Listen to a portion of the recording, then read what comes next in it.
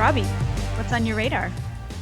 Well, Dominion Voting Systems' lawsuit against Fox News is headed to a jury trial later this month following a decision at the end of March, which a judge ruled that the case should survive Fox's motion to dismiss. Quote, the evidence developed in this civil proceeding, Judge Eric M. Davis wrote, demonstrates that it is crystal clear that none of the statements relating to Dominion about the 2020 election are true. Now, the judge is correct about that, and it's worth repeating. Claims that Joe Biden stole the election from Donald Trump via Dominion voting machines or any other conspiracy theory are false. Biden was the legitimate winner of the 2020 election, and the various claims put forward by Trump and his surrogates, Rudy Giuliani, Sidney Powell, etc., amounted to nothing. There is no evidence of those claims, and conservatives who took them seriously made a big mistake. But in a society that values the free exchange of ideas, the proper response to bad speech is to counter it with good speech. Dominion has every right to set the record straight, and I understand, given all the lies spread by Trump and Powell and Giuliani, why the company would want to hold those people accountable. But Dominion isn't just suing those people, it's also suing Fox News, the media company that interviewed Powell and Giuliani and others, inviting them on their programs to make their arguments. Now, were some Fox hosts too credulous of the stolen election claims, especially Lou Dobbs, whose show was canceled and he was effectively fired? Sure. Would it have served them and their audience well to push back more aggressively? Yes, although I would note that Tucker Carlson, after giving Sidney Powell every opportunity to present her case, totally eviscerated her evidence-free claims. Let's watch. We simply wanted to see the details. How could you not want to see them? So we invited Sidney Powell on the show. We would have given her the whole hour. We would have given her the entire week, actually, and listened quietly the whole time at rapt attention. That's a big story. But she never sent us any evidence, despite a lot of requests, polite requests, not a page. When we kept pressing, she got angry and told us to stop contacting her. When we checked with others around the Trump campaign, people in positions of authority, they told us Powell has never given them any evidence either, nor did she provide any today at the press conference. Powell did say that electronic voting is dangerous, and she's right. We're with her there.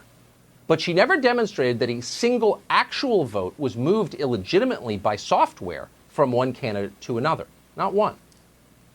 So why are we telling you this? We're telling you this because it's true. And in the end, that's all that matters, the truth. It's our only hope. It's our best defense.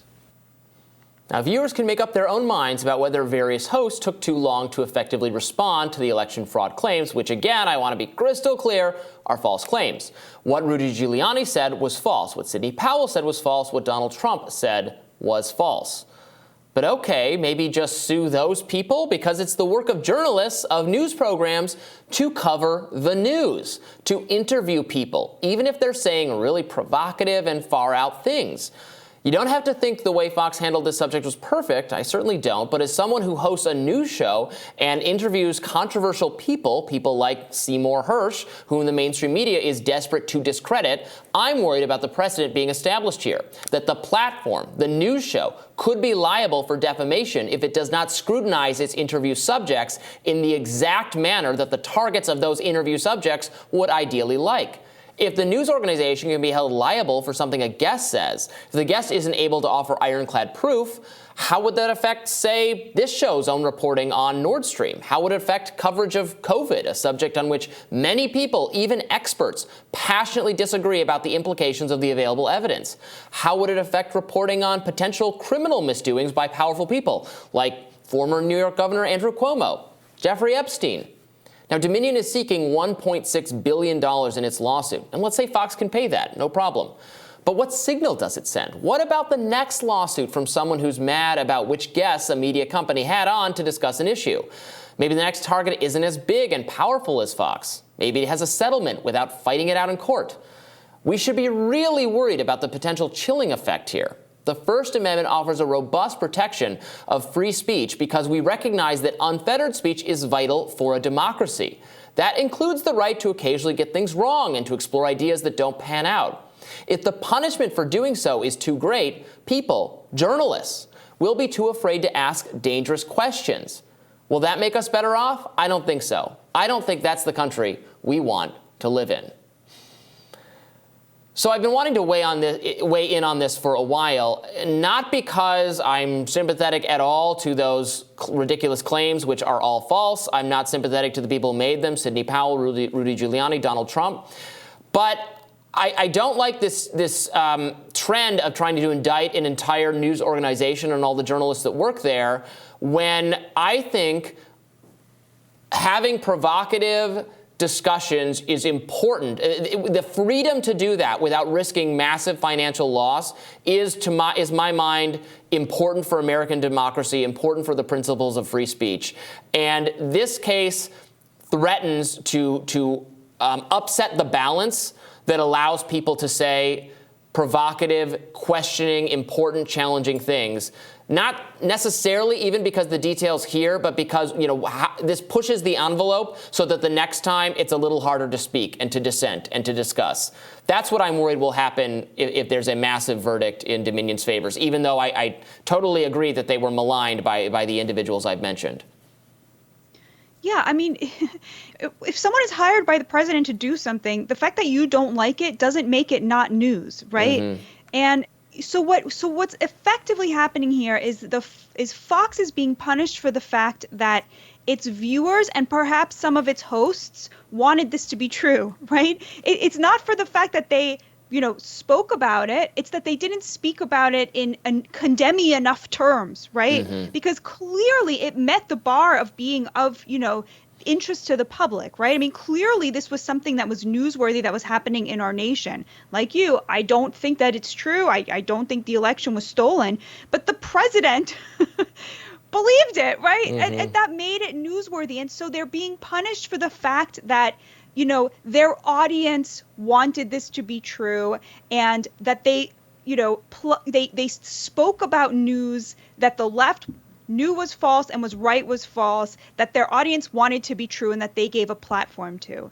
And that's just like policing your mind, right? Like that's policing, mm-hmm. We don't believe in that in this society, right? And I could not agree with you more. The free press, right? The one of the hallmarks of a free society and a democracy is so important. In fact, the Supreme Court ruled on this very issue in Sullivan v. New York Times, right? Exactly. I mean, this is already law.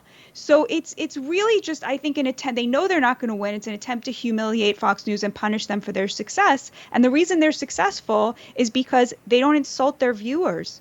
So I'm so glad you spoke about this and so eloquently. And that clip of Tucker taking down the Sidney Powell claims, people have just memory hold that. I mean, they just act like that didn't happen. But there was a lot of skepticism voiced. I mean, I think Tucker did the best job of it.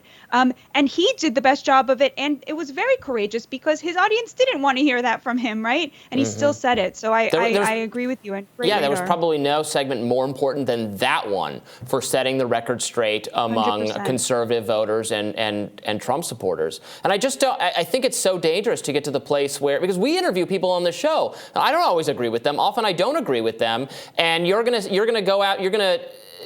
Basically, the theory of this lawsuit is to associate the guest's views with my own because I wouldn't have made my views clear enough in a way the person suing the guests would think I should. Like, that gets into some very dicey, really dicey waters. 100%. That I think if enforced, would put us in a place where we could not run our show the way we want to. We could not have the interesting conversations that our audience demands and that we want to have as professional journalists.